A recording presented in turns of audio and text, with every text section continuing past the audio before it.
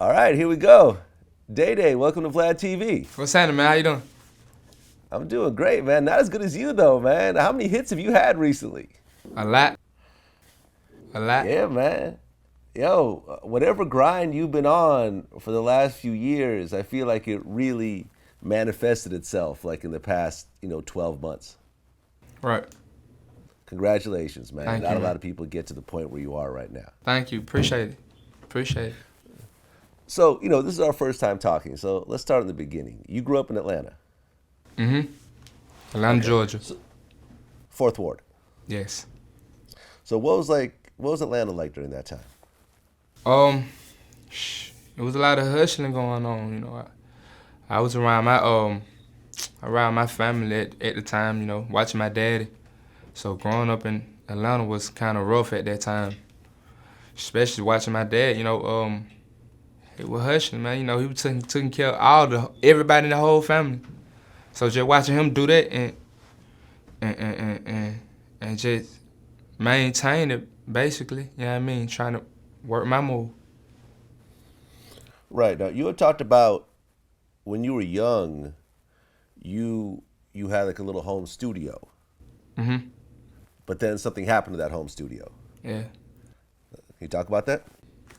Yeah, I'm gonna start when I first turned, I'd say 16, my dad had first bought my first studio. And then, so we hooked it up in the house. I always had a house studio. My dad always got me a house studio. So I didn't ever have to record anywhere. But at this particular time, we was making the music. I was going to the clubs. We was trying to we was getting the records spent, and we was on the road. And then until the police came and busted my dad's spot. And when they bought the spot, they hadn't unlocked my dad and they hadn't unlocked my brother up. And they took all my equipment. You feel me? So they just left me out here with nothing. So I ain't had nothing. You know what I mean? Cause I was running behind my brother and my dad. That's the only two who I was looking up to at the time, watching them. So when they took them and they took my studio, so I just felt like they just took everything from me. You know? Right, because I guess when they did the police raid, they asked for receipts for all the studio equipment. Y'all didn't have them. Yeah, I ain't have them. That's rough, man. I mean, because that raid didn't have anything to do with that equipment. Yeah, I'm trying to tell you, we were trying to figure out, why you want every receipts for the studio, for the equipment and stuff. I think they were just trying to do too much, though. You know what I mean? That's how they do. Yeah. No, I mean, I know a while back, Joel Santana, he was gearing up for his next album, and then he had the same kind of situation. That they raided his studio, Yeah. they took all his hard drives, and then he just kind of said, "Fuck it," That's how It they was do. a tough thing to go through with all that work you put behind your music. Too much work. I had a lot of work on that computer, too. Okay, so they ended up taking your studio. Mm-hmm. So then, how did you start progressing with the music after that? I ended up going to give me a job. I ended up start working at UPS. I think that was probably my first job I ever had. And I used to be a sorter. And so I had that job by 4 months.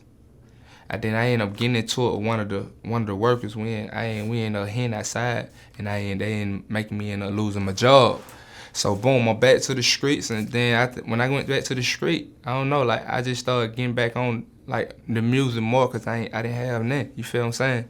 So then I had this friend. His friend hooked me up to this another job. I was doing concrete, and then so when I was doing the concrete job, that's when the money started coming in a little bit more.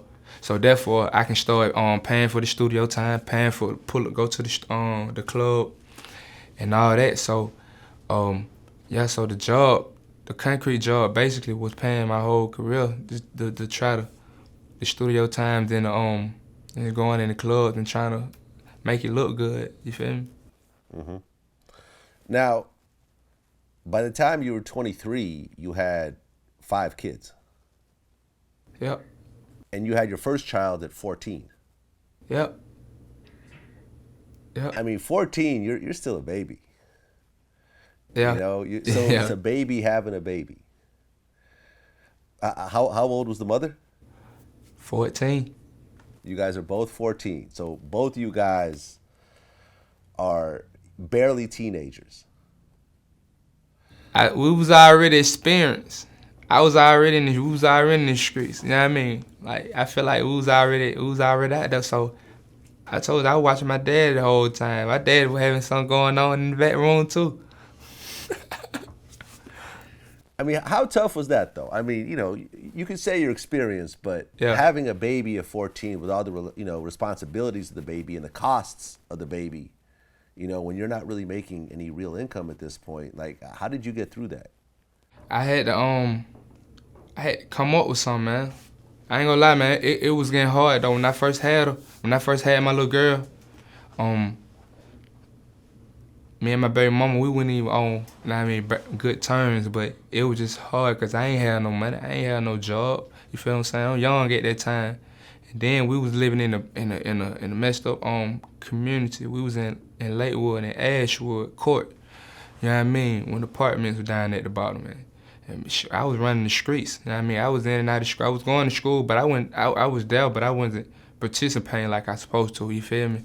So it got rough, man. So we just moved on. Like it just got better. I ended up started getting a job and started working, but it was hard though. Right, because you ended up dropping out of school after that. Yeah, Okay, and you're how old when that happened? I had dropped out at 10th, so I say I was probably like 16, 17, around them time. Yeah, Yeah, about 16. yeah, Okay, and then you kept having kids. You had 4 more kids. 4 more. Yep. Okay, so how are you financially making this work? Like 5 kids, the income isn't really there yet. Yeah. You're working and you're still trying to do music, which usually so you're kind of sinking money into your music career, but you have these 5 mouths to feed. How are you juggling all this at the time? God, stay prayed up, man. When I was making the kids, I mean, me and my baby mom, we had done planned all our kids though. You feel me? But when we were at that situation, but I was just praying. You know what I mean? I always had my dad on my side. I always had my people on the side, but I was just praying and working. I already knew something was gonna work. I was doing sports too. You feel me? Around by that time, I was doing football and basketball. I was good at it. I got highlights and everything on it. So I had hopes at sports before the rap. You feel me? So when I had ended up getting put out of school, all I had was the rap. So when they took my dad and they took my brother and they took the studio, I knew I had to buckle down. It was time for it. Okay, so you're working on your concrete job. You're going to the studio on the side and trying to make it happen. What happens to make you think like, okay, this could possibly work? Like what's that one event that happened? I say when I had first did my first open mic.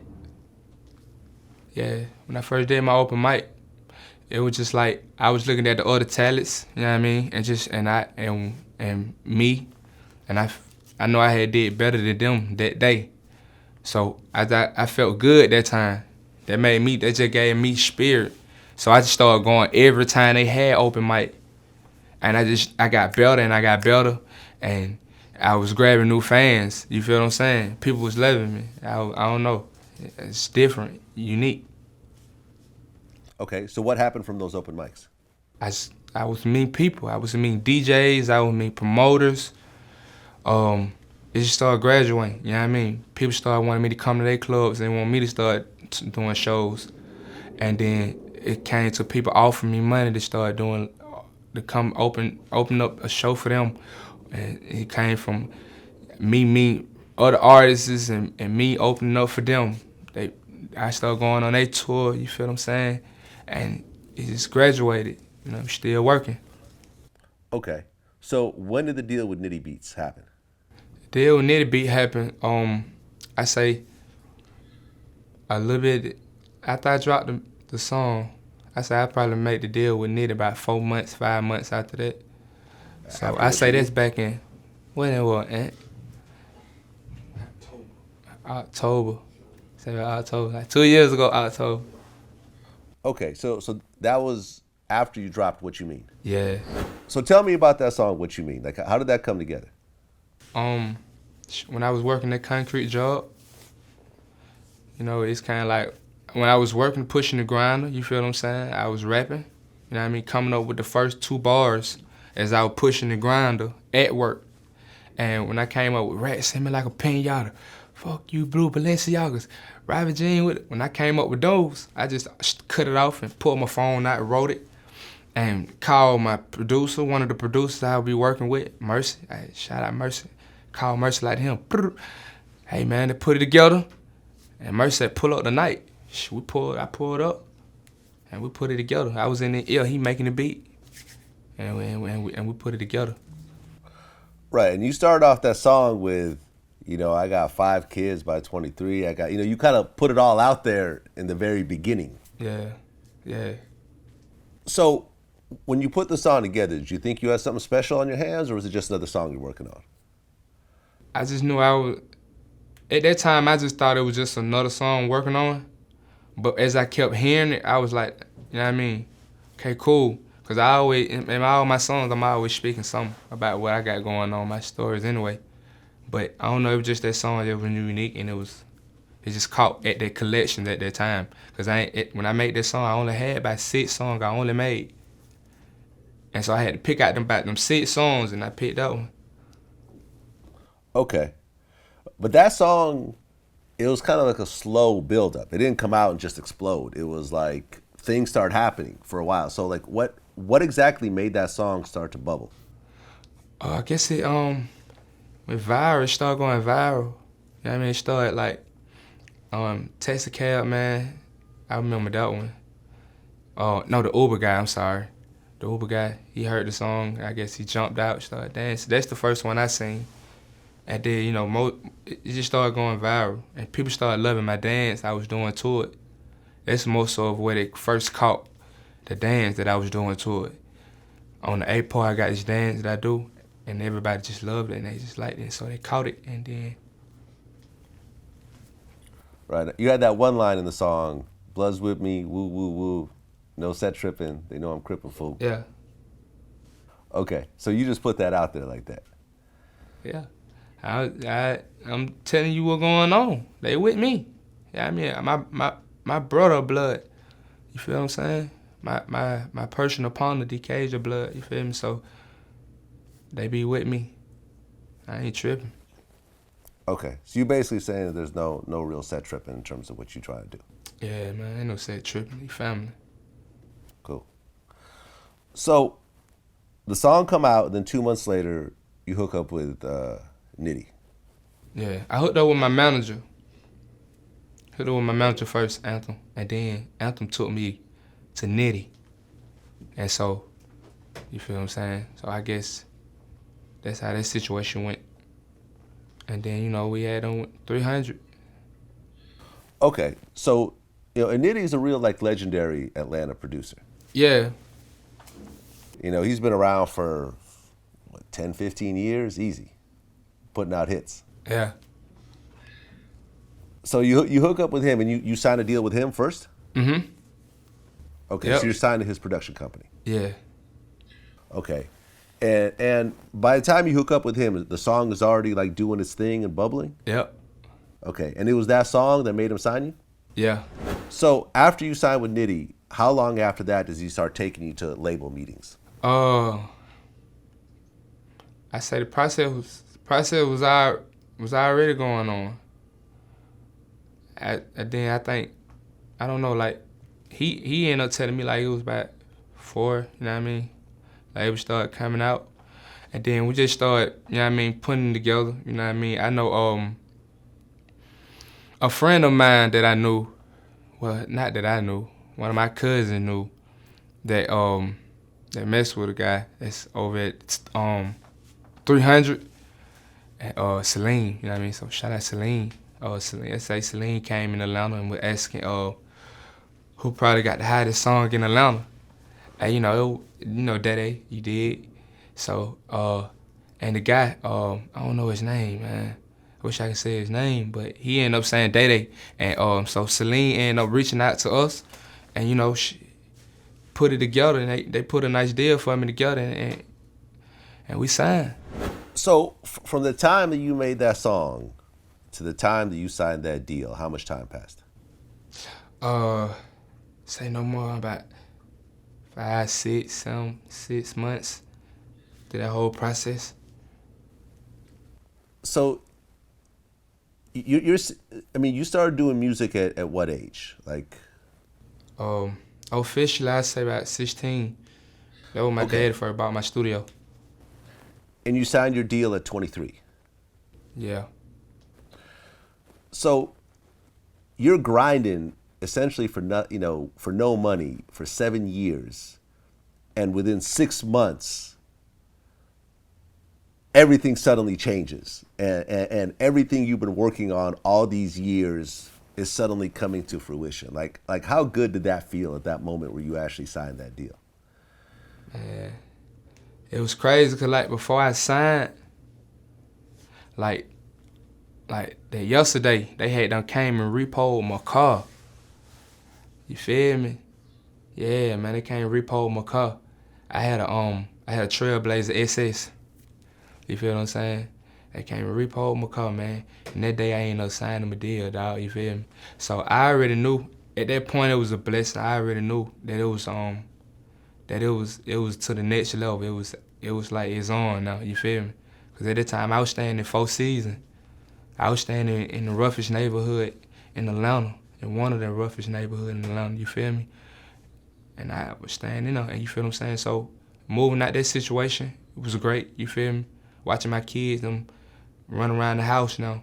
Big house, upstairs, downstairs, they great now, you feel what I'm saying? And, we working. They love it. Well, what was the first thing that you bought with your advance check? Studio. Ah, okay. Yeah, spent $10,000 on the studio, put it in my house. That's dope. That's dope. So before buying any jewelry, cars, nothing, you went Nah, I and ain't bought a bought studio. no jewelry. I started buying jewelry last, way last. That's what's up. I went and bought a studio first, dog, though, my first purchase. That's smart, man. That's smart. I wish a lot of other rappers had the same mentality that you had, because most people just go and start splurging on Yeah. bullshit. Yeah. Okay, so you get signed to 300, and the song just kind of keeps building. Yep. Going up. How did it feel? I mean, because it's one thing to have a hit on your own, but once that label puts that muscle behind you and starts getting the radio promo and everything else like that, it gets taken to a different level. Like, how did it feel when that song started to really go major like that? Like it was feeling real good because the first tour I did was the Thug tour. Shout out Thug, you feel what I'm saying? And the first tour the first show that I was doing, I wasn't getting the right reaction. You feel what I'm saying? So it was kind of frustrating, cause I was feeling like when I perform at home, they turn up though, but like when I perform in any different other states, I wasn't getting that reaction. So it was kind of frustrating. But I had a great team around me that was saying that it go build. You feel what I'm saying? The songs build. You got to work it. You feel what I'm saying? So by the end of that tour, about the last three shows, I said, yo, cause them shows two turned. They was real lit. And you feel me? And by that time I knew that the song was going up as we was, you know what I mean, moving. But the last 3 shows, it turned up. I said, yo, it's time for it. I mean, how did it feel? Because at the time that you went on tour with Young Thug, he was already popping. Like, he had been popping. Yeah. Like, how did it feel to be on those types of stages and having, that type of audience? Man, it was a blessing. It was good. Man, matter of fact, it was great, man. 'Cause I was learning. I was looking at them. Cause me being young, me being the young generation of rap, you feel me? Me looking at them like, seeing them how they rock the stage, and not even only just Thug, it was Lil Yachty, you know what I mean? Rich the Kid, shout out them also. I'm seeing all of them on the stage, how they turn up, you feel what I'm saying? And so I was soaking the game up, you feel me? And I was like, wow. And so, I watching them, and it made me get better, and it made me perfect my craft, you feel me? So you were on tour with Young Thug and Lil Yachty and them, and then Lil Yachty actually jumped on the remix. Yeah, shout out Lil Yachty, yo, that way. Okay. Why did you choose Lil Yachty out of all the people that probably wanted to jump on that? I just felt like he was a young generation. Like I felt like he was like how I came up. You feel what I'm saying? I most so was just trying to bring the young energy, the new wave. You feel what I'm saying? And try to keep that going. You feel what I'm saying? I didn't want to put any artist that they already, you know what I mean, was tuned to, who they already be always listening to. So I was just trying to give them new energy. You feel me? Yeah, I feel you. So then you come out with Spend It. I mean, before you came out with Spend It, was there like a certain level of, because you have one-hit wonders all the time in music. Someone has a huge song, Yeah. and they can't follow it up with anything else. Was there a certain amount of pressure and fear of like, shit, I need another one? Like, am I going to come up with another one? I mean, I had so much going on What You Mean, man. We was here, there, you feel what I'm saying? So at that time, I was just having fun. You feel me? I wasn't even really thinking about the next song. I was just like, man, let's just get in there. I was just have fun. You feel me? I'd rather have fun with it than try to push it. You feel what I'm saying? But when I first did that song out, I sent that out. I sent that ASAP. I'm talking about I recorded by myself. I'm sitting right there in the studio by myself and I'm recording it. And I get them be liking my mix. So I don't send it off, they get it mixed. And it went up. Yeah, that's one of them songs where you just knew right away that was going to be a hit. Like, Yeah. That's not one of those that grow on you. That's like, oh, okay, that hook right there, forget it. Yeah. That how it was too. Like when I had did the hook, I said, oh yo, man, they gonna eat this up in the strip club. Okay, so you made it for the strip clubs. Basically, it was for the strip. I ain't gonna lie. We started moving that song in the strip club. I was like, here, I would start passing to the strip to the DJ that be in the strip club, and so, man, they would love it. They would eat it. They were like, ooh, they gonna make them come out that money. Because sometimes when them folk be in there, nigga be in there chilling in the strip club, then they go shoot pool, drink, look. Nah, man, them girls want you to spend that money. So they love to play a song, spend a check and get it right back. Hey, you know what? So there's a line on that song that I find kind of interesting. Is you dead broke? That's your daddy's fault. Yeah. Explain that line. I feel like what come from me, my dad has showed me how to get some money.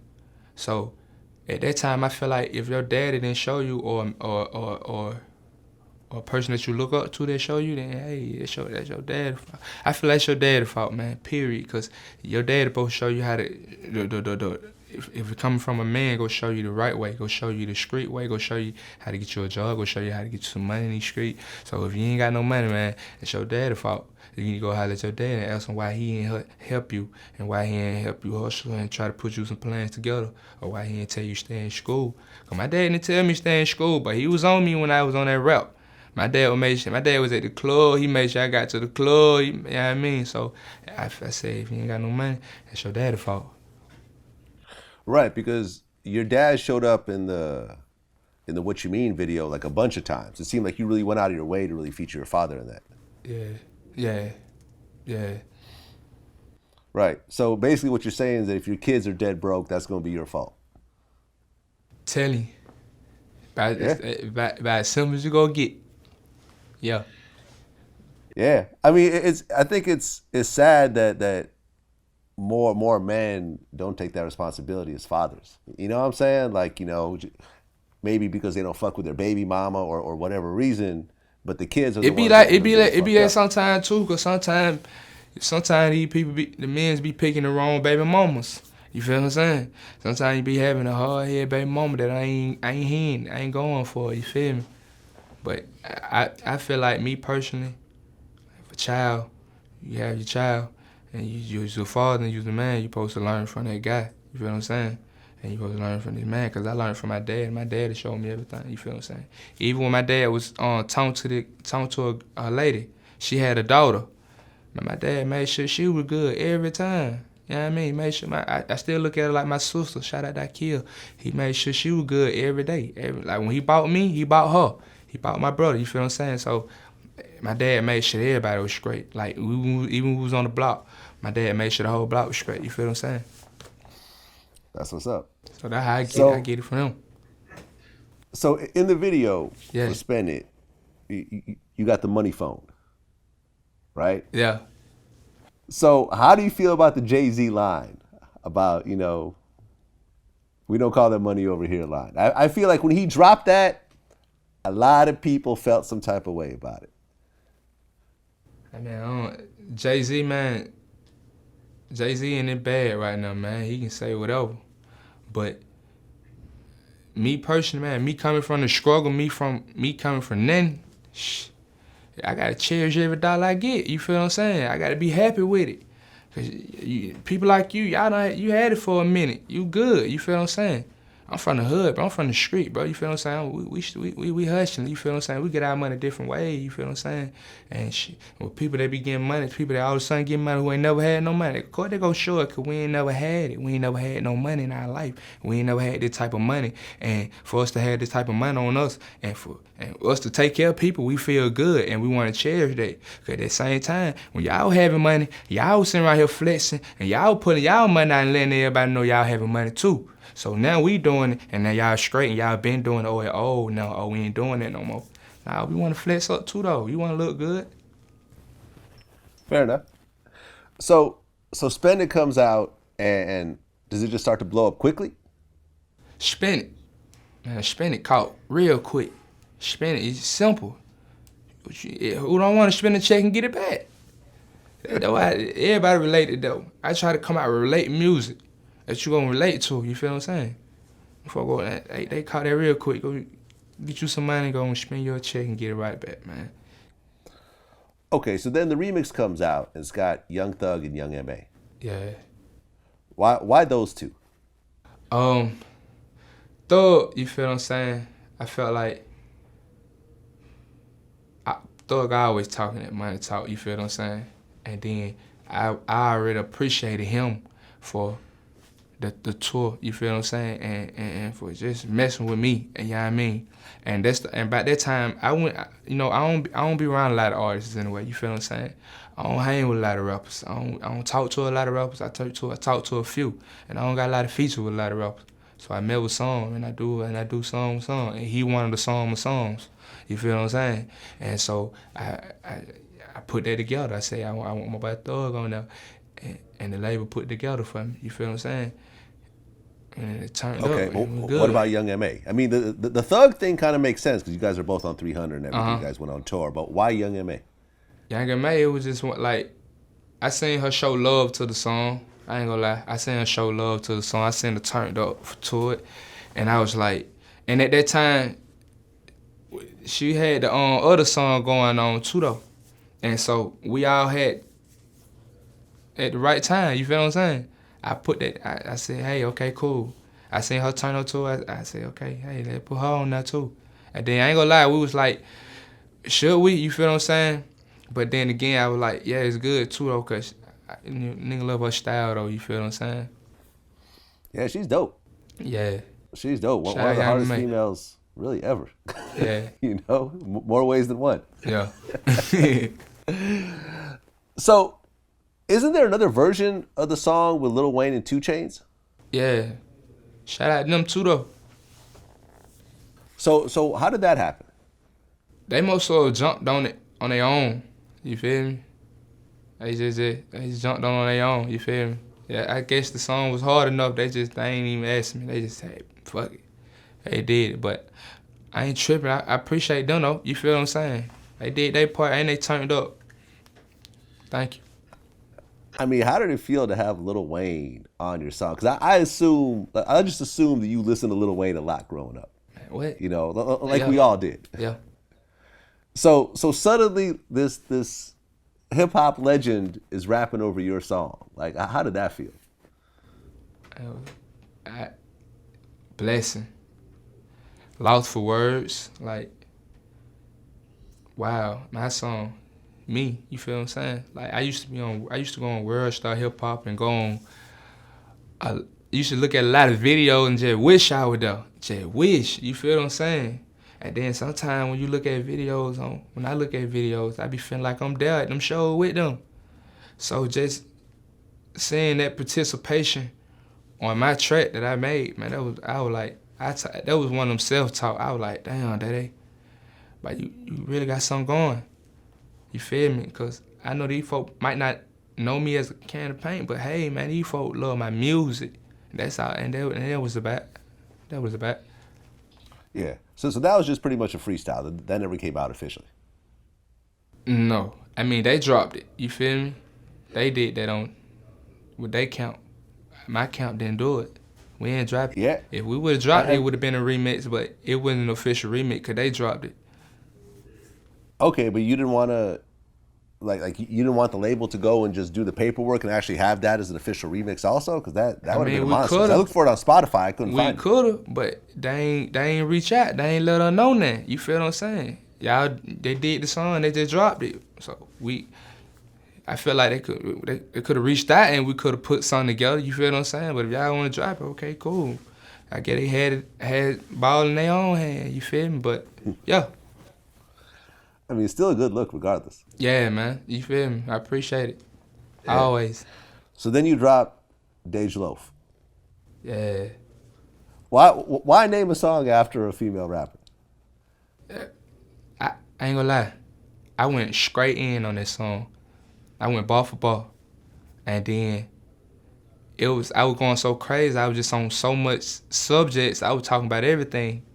And then so I just like, darn, I know they ain't gonna. I know it ain't gonna put it on radio because it ain't got no hook. You feel what I'm saying? So I said, "No, we need a hook." So I just need me an outstanding hook one time and sing those. So I said this. I said like 2 bars with her name on it, and then it was her. I was like, "Man, yeah, man, put Dae Low," because that was the only girl I put on the song. So yeah, I said, "Okay, cool." Nitti had them chopped it up. I don't know how he did it, but I just went in there and we were like, "Fool, we gonna say Dae Low." So I went in there and said Dae Loaf, and we just did the bar. I just went straight in. Have you reached out to Dae Loaf to jump on the remix? Nah, she did I reach out to her? Yeah. Nah, I ain't reached out to her.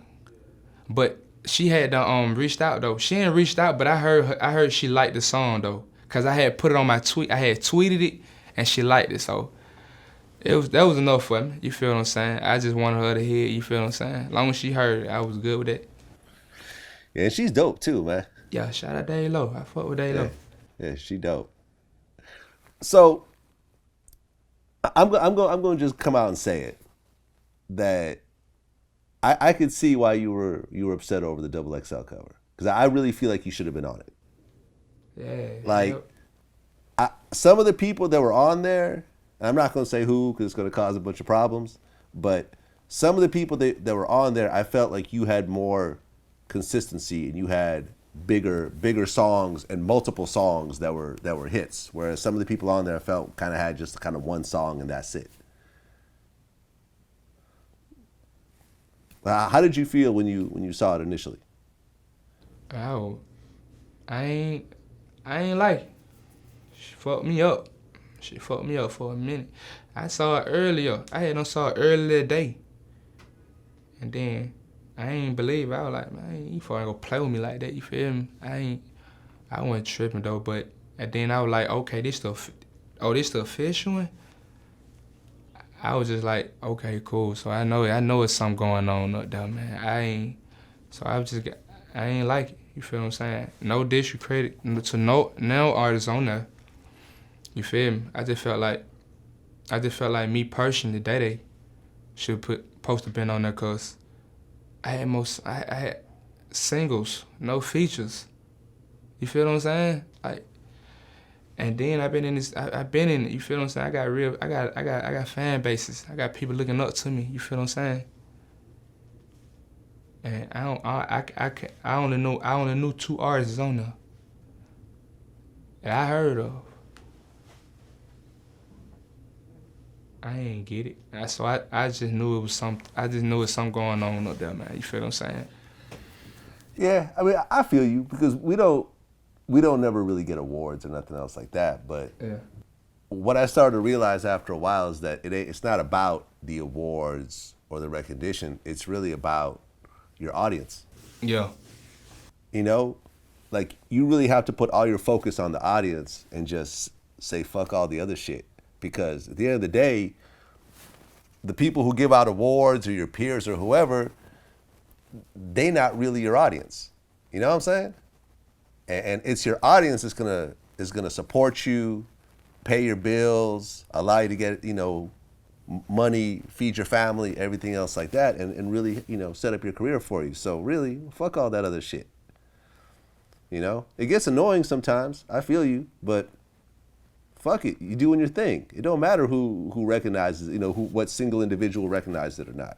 Obviously, the numbers speak for themselves. Tell you. That's how I felt. You feel me? Like I don't really like speaking on that because they know what's going on. You feel what I'm saying? Like the world know it. You feel what I'm saying? I just feel like you feel like I work hard. You feel what I'm saying? Me and my team, we work hard. You feel what I'm saying? I be trying to put out great music, and I feel like craft. You feel me? I feel like you take craft, feel me? And I know a lot of people say that don't mean nothing. They don't. You know what I mean? Don't get frustrated at that, but you gotta look at it as my perspective. Like I looked at them. You feel what I'm saying? I looked at it as if I'm working hard and I'm making great music and I'm doing this for my people and I'm coming out here and I'm doing these interviews and y'all see me and but y'all get these new people coming in. These ain't like I don't know, dog. It's so much I can speak on that situation. You feel me? I don't want to wear no breath on it. Cause that's cap. All good, man. So when What You Mean came out, you had the blue dreads. The half your dreads were blue. Was that something you were doing for a while, or was that kind of new for the video? Always. They know that. Always. They know. They see. They know Dae Dae. They know Dae Dae go always have the blue dreads on the left. You feel me? Ah, okay. I see. Only on the left side. Okay. I see the connection. We ain't even got to speak about it. Yeah. Now, but when that video came out, you didn't have the face tats. I had one. I had that one. Okay, so you had the lips on your forehead. Okay. Is there a significance behind that? I woke up like this. What do you mean? I don't know. I woke up like this. It was on my face. I couldn't get it off. Somebody, one of them freaks caught me. Wait, you woke up with a tattoo on your forehead? Yeah. You say you just woke up like that one day? Yeah, I woke up like this. Like now, they'll be like, a girl kiss you and you know how you go to sleep. You wake up and you don't know where she at. She gone. Yeah, it was one of them. That was inspiring though. You feel what I'm saying? That was inspiration of them. Like I woke up like this. Like it was like I actually woke up and it was like a little kiss more on me. You feel what I'm saying? And so I don't know. I went to the tattoo spot and I got it tatted. Yeah, I remember reading an interview with Lil Uzi Vert, and he said something which I thought was interesting. He said that he had applied for a job and like didn't get it, and right afterwards he went and got a bunch of face tats to basically make himself feel like he's all in with the music. Basically make him feel like, okay, with these face tats, I'm not going to be able to get another job, so I got to make this music shit work. Was that kind of like a similar type of thing for you? Basically, that too, though. I mean, once you get a tattoo on your face, you know you got it. You know it's whatever you doing, you better be doing it. Because you can't get no job with no big tattoos on your face. You feel what I'm saying? But I already know. I know whatever I'm doing, I got to be doing it. You feel what I'm saying? Rapping, you feel what I'm saying? That's what I'm be doing. Okay. Entertain. Are you done with the face tattoos or are you getting more? I don't know. I might be done. I don't know. I'm living. I love life. I feel you. Because you're not, I mean, usually when you see dudes with face tattoos, they usually completely tatted. Yeah. But you know, I see you got tats on your hands, but you're not completely tatted like that. I am, yeah, I mean, I'm different. I don't know. I ain't got them on my arm and shit. I got them all right here, though. Yep. No doubt. Feel you. All right, so you've been dropping mixtapes. Is there a debut album that's coming? I want to drop an album after this mixtape. You feel me? We putting it together, though. I'm trying to see. You feel me? I don't know. We'll see how things go. Okay. Is there a name for the album? No, not yet. Cool. Well, Dae Dae, man, appreciate you coming in, man. Appreciate and, you. Congrats on everything you've done. I expect a lot more hits in the future from you, man. Yeah, appreciate that, dog. Appreciate that, fam. No doubt, man. Definitely happy for you, man. Yeah. Congrats on everything. Congrats to your family. I'm sure your family's very happy right now with Thank you, your man. current situation. Thank you. Thank you. You know, is that the most gratifying thing of it all? Finally making money and so forth. You know, in terms of your kids. Well, the great part about it, man, I always just wanted to move my family out of the hood. You know what I mean? At that time, I had about four kids. I just want to move my family out the hood and just have me some money. Yeah, I moved my family out the hood and have some money. Now we're finna turn up. It's time to the next level. You feel what I'm saying? Because I feel like I'm the new wave. I feel like I'm the new generation of artists of this rap. You feel what I'm saying? So I think it's time to bring that real music back. You feel me?